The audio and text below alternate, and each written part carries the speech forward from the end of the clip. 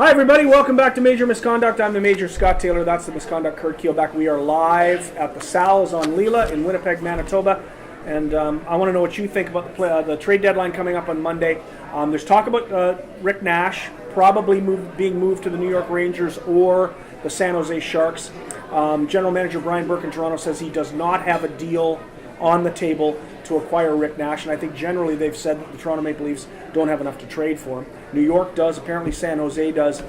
Rick Nash would be the big blockbuster that all of these TV networks are going to be waiting for because they'll need to do something for the 8 hours they're on the air.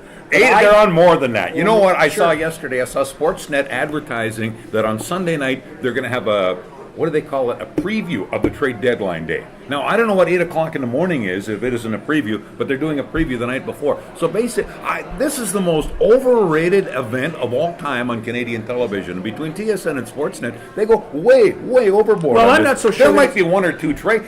How do you talk about these for 10 hours? I can remember seeing James Duffy on there one time begging general managers to make a trade so they'd have something to talk about. Well, then maybe you got too much of a show going on. People don't watch it. It may be tied with another TSN show, the Canadian Football League Canadian Draft. Because after the first 3 picks, the one thing you have to understand about the Canadian Draft is that if you're a player that's involved in the Canadian Draft, chances are good that you will play for every team in the league before your career's over. Ask Steve Morley of the Bombers. Yeah, they get around. They get around. Well, we talked before about the Bombers not getting anybody. Maybe they'll go that route. Well, they have. Hito Pobla might be their best receiver next year after they've lost Carr and Terrence Jeffers Harris. But as far as the trade deadline is concerned, I think Rick Nash is going to go somewhere. Yeah, he's going to go somewhere. The fact that they dealt Vermette, that's quite easy. That was significant. They're building for the future in Columbus, and Scott Housen has got to come up with something to keep. I don't know how you sell tickets there next year without Rick Nash. I really don't, but maybe you just got to tell people to bite the bullet. Now, as to where he's going, I mean, that's not worth 8 hours. You make an interesting point. You say it's going to be difficult for them to sell tickets after they lose Rick Nash. I go to another team, and Columbus is in the South. I mean, it's in Ohio, but it's not far from Cincinnati. It's not far from Kentucky. It's a southern market. Doesn't do well at the gate now. But when the Atlanta Thrashers dealt away Ilya Kovalchuk, they never recovered. There was never a star to go watch play. And the Atlanta Thrashers are in Winnipeg now. Are the Columbus Blue Jackets a team that might end up in Quebec or Toronto? You know, it's interesting in Columbus because I think really they are decent hockey fans there. I do know that the first few years that Columbus was in the league, anytime you went there, it was almost like San Jose. You could be guaranteed there would be a lot of people there. But people got tired, sick and tired of losing year after year after year. And I think that might be something that you'd find in just about any Canadian market, aside from maybe Toronto, that people after a while, if they didn't, losing, they'd eventually give up on the club. And so I think Columbus can be reinstated, but they have to do some winning. They made the playoffs 1 year, did they not? 1 year and lost in straight games. Well, after a while the fans are going to say, I've had enough of this. So you've got to tear it down and start again. And if you start off in the right direction, I think they can be regained. I think it's a much better hockey market than a lot of the other southern ones. Not many big trades. We've seen Hal Gill go from Montreal to Nashville, and that Nashville team is playing very, very good hockey. We've seen Kyle Quincy go from Colorado to Tampa and then get turned around within minutes and traded to Detroit for a first-round draft pick. A lot of issue was being made about Detroit giving up a first-round draft pick, but the way the Red Wings are playing, that'll be the 30th pick overall, which is almost a second-round pick anyway. Yeah.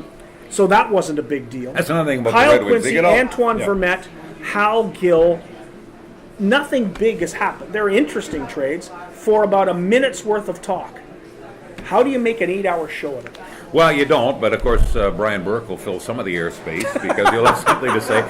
And Toronto's going to do something. They got to get a goaltender. Yeah, they do. I don't know who they're going to get. They might go for Nabokov or something. He might be available from Long Island and that kind of stuff. But it's going to be difficult to do. But I think Toronto will do something, and I do believe that Rick Nash is going to go somewhere, and that is going to have a huge impact if he goes to a contending club. If you put Rick Nash on the Nashville Predators, by example, they suddenly move from a club that may be overachieving because of tremendous coaching by Barry Trotz to a team that, if they continue in that reign, could suddenly be a very good hockey club. And San Jose, perennial underachievers, he could put them over the top. A team like the Rangers. How about the Philadelphia Flyers? They've got a lot of things they could trade for it. They need another goalie to destroy.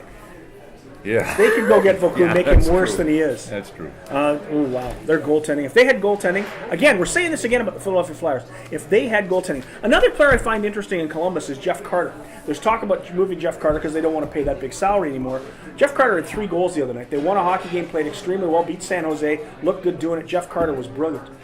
It's funny how sometimes it works, you know. You'll be about to trade somebody, and then suddenly something happens. And the greatest example I can think of that relates to Winnipeg was the Jets were going to make a trade, Phil Housley for Mike Modano, with the Minnesota North Stars at that time. Yep. The trade was going to be made the next night, but the Minnesota North Stars played that night. Mike Modano scored 2 goals. Minnesota called back and said, cancel that.